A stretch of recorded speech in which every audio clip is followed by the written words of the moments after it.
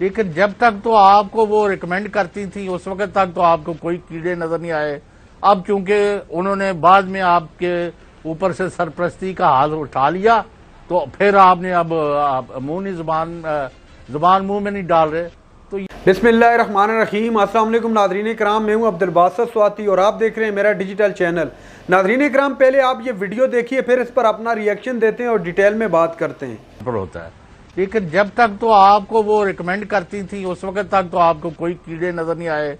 अब चूंकि उन्होंने बाद में आपके ऊपर से सरपरस्ती का हाथ उठा लिया तो फिर आपने अब मुंह नहीं जुबान मुंह में नहीं डाल रहे।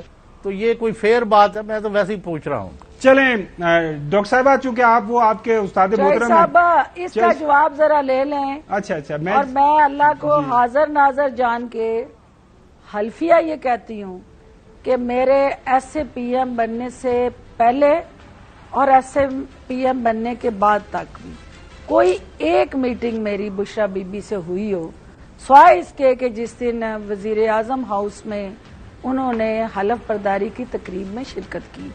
ये परसेप्शन भी जो है वो गलत है कि उन्होंने मुझे कहीं सपोर्ट किया। चलें आगे बढ़ते हैं, चूंकि अब वो तो पहले दिन से मेरी मुखालफ थी, क्योंकि उसकी वजह सिर्फ एक थी चौधरी साहब कि जो भी खान साहब के करीब शख्स होता था और जो बुशरा बीबी की हकीकत को जान लेता था, बुशरा बीबी उसको खान साहब से डिसोसिएट करना चाहती थी। चलें ताकि वो हकायक डॉक्टर साहब अब आगे बढ़ते हैं, शख्स जानता है उनके मुतालिक वो खान साहब तक ना पहुंच पाए, वो इसी तरह अंधेरों में तीर मारते रहें और वो उनको इश्तहारों से हुकूमत चलाने की मशवरे देती रहें।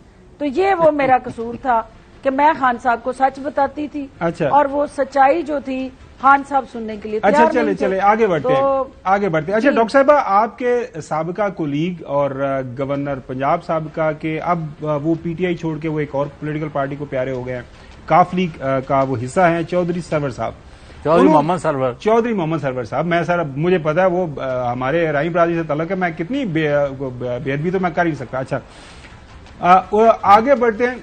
अब ये है कि डॉक्टर साहिबा हाल ही में उन्होंने IPP के बनने के बाद अपना एक तबसरे के अंदर जब उनसे पूछा गया उन्होंने क्या फरमाया, सुने क्या वो कह रहे हैं। जिसका जी चाहे लंदन जा सकता है, उसमें भी कोई पावर नहीं है, लेकिन एक मेरा सोच है और बल्कि इंफॉर्मेशन भी थोड़ी बहुत है कि ये जो पार्टी बनी है लंदन की मर्जी से बनी।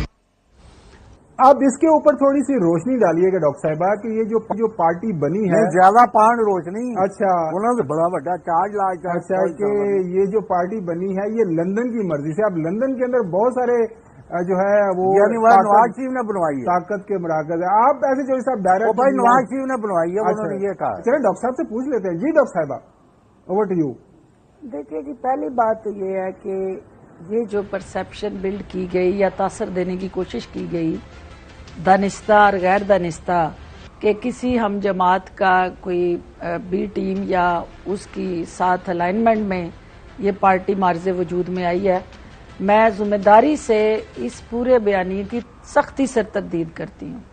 और ये एक इंडिपेंडेंट अवाम की मुश्किलात, मुल्क की फलाह बहबूद, तरक्की, खुशहाली और इस मुल्क के जो रस्ते हुए जख्म है उन पे मरहम रखने के लिए ये जमात आई है। इसका किसी और जमात की किसी क़यादत से या किसी से कोई आशीर्वाद ले के मार्ज़ वजूद में आना ये मनगढ़ंत बेबुनियाद प्रोपेगेंडा है। ये वो लोग लंदन की पार्टियां वो बनाते रहे हैं जो गोल्ड स्मिथ के अजीजदारी और रिश्तेदारी का दावा करते रहे हैं।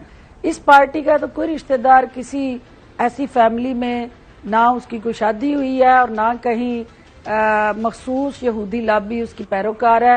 ये पाकिस्तान के अवाम की जरूरियात, मुश्किलात और मसाइल के तदारक के लिए वे फॉरवर्ड है और ये जमात पाकिस्तान का मुस्तकबिल का पाकिस्तानी सियासत पे चमकता दमक। नाज़रीन कराम, आपने देखा वीडियो के अंदर जिसमें खावर गुमन साहब प्रोग्राम में थे, उनके साथ फिरदौस आशिक अवान साहिबा तशरीफ फरमा थी, साथ में चौधरी गुलाम हुसैन साहब भी तशरीफ फरमा थे। फिरदौस आशिक अवान साहिबा चूँकि अब पाकिस्तान तहरीक इंसाफ को छोड़ चुकी हैं, तहरीक इंसाफ को खैराबाद कह चुकी हैं, तो अब तहरीक इंसाफ पर खुलकर तनकीद कर रही हैं उन्होंने बुशरा बीबी का जिक्र करते हुए कहा कि जो शख्स भी माजी के अंदर इमरान खान के करीब हो जाता था या उनके करीब समझा जाता था तो बुशरा बीबी उसको रास्ते से हटाने की कोशिश करती थी। उसके अलावा उन्होंने और भी जो कुछ कहा आपने सुना, लेकिन गुलाम हुसैन साहब ने सही मानों में उनको हमेशा की तरह छतरोल भी की और उनको इस बात का एहसास दिलाया कि आप भी माजी के अंदर पाकिस्तान तहरीक इंसाफ का हिस्सा थी। मीठा मीठा हाप अप और कड़वा कड़वा थू थू वो वाला काम न करें। जब तक वहाँ पर आप वजारतों के मज़े लूट रही थी, जब तक आपको तहरीक इंसाफ इक़्तिदार में थी, पावर में थी, इमरान खान के पास पावर थी, उस वक्त तक इमरान खान ठीक था। जैसे ही इमरान खान की कुर्सी की, इमरान खान की हुकूमत की, अब इमरान खान बुरा हो गया, तो इस तरह का डबल स्टैंडर्ड, दोहरा मेयार नहीं होना चाहिए, बल्कि एक सियासी शख्स के अंदर मुकम्मल तौर पर एक जगह टिक कर खड़े रहना चाहिए और जिसके साथ खड़ा हो डट कर खड़ा होना चाहिए। नाज़रीन कराम, इसके अलावा पाकिस्तान तहरीक इंसाफ ने टिकट भी 3-4 शख्सों के बारे में सुना गया है कि उनको टिकट नहीं दिया जा रहा था। इस मामले से पहले 9 मई का जो मामला हुए उससे पहले उनमें फिरदौस आशिक अवान साहिबा भी शामिल थी जिनको टिकट तहरीक इंसाफ नहीं दे रही थी। तो जैसे ये मामला हुआ तो इन लोगों ने पार्टी को खैराबाद कह दिया। लेकिन अब फिरदौस आशिक अवान साहिबा चूँकि इस्तेकाम पाकिस्तान पार्टी में चली गई, उस हवाले से भी सवाल किया गया कि सुनने में आ रहा है कि ये लंदन से बनाई गई है पार्टी, मीन के नवाज शरीफ की तरफ इशारा किया जा रहा था, जिसकी फिरदौस आशिक अवान साहिबा ने मुकम्मल तरदीद की और कहा कि इसमें कोई हकीकत नहीं है, बल्कि ये पार्टी तमाम लोगों ने मिलकर बनाई है और एक मशावरत से बनी है, ना कि लंदन की मर्जी से। बहरहाल एक बात तो वाज़ेह है कि इस्तेकाम पाकिस्तान पार्टी कितने वोट लेगी उस पर तो अभी नहीं जाते, लेकिन अभी तक जो कुछ सामने आ रहा है, बहुत सारी खबरें ऐसी मौसूल हो रही हैं कि बहुत से लोग पार्टी में वापस आना चाहते हैं तहरीक इंसाफ में। मुमकिन है कि फिरदौस आशिक अवान साहिबा को भी किसी मोड़ पे जाकर इस चीज़ का एहसास हो और वो फिर नादम हो इस बात पे जो आज तनकीद कर रही हैं। तो लिहाजा बड़ी नपी तुली बात करनी चाहिए, जिसके खिलाफ भी करें। आप अखलाक के दायरे में रहकर किसी पर भी तनकीद कर सकते हैं, लेकिन बशर्त वो तनकीद तामीरी होनी चाहिए, ना कि उसके खिलाफ प्रोपेगंडा। तामीरी तनकीद अगर आप करेंगे तो उससे बेहतरी आएगी, लाजमी सी बात है। नाज़रीन इकराम, ये रहेगी आजकल की सियासत।